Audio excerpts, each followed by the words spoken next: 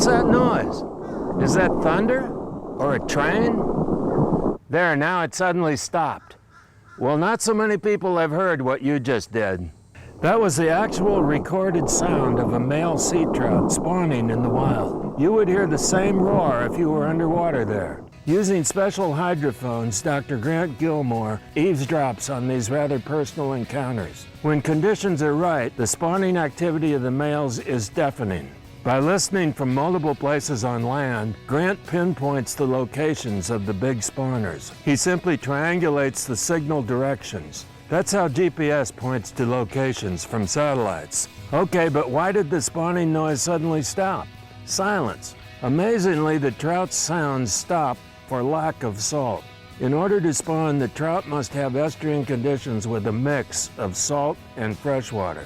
If there's less than about 14 parts per thousand salinity, the fish swim off the job, a swim out. The interruption of spawning can be a disaster for Florida.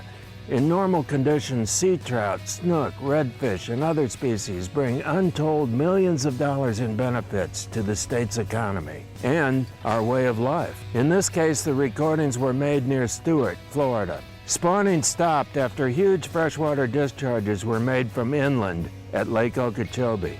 Our irrigation and drainage machine really devastates our estuaries in wet years.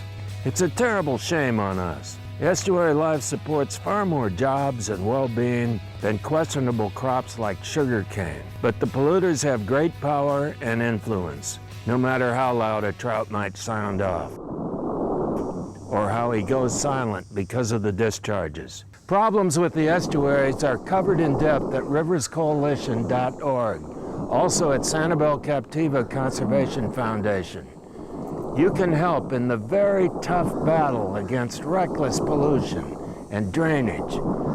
Give Mr. Trout a chance to make his noise.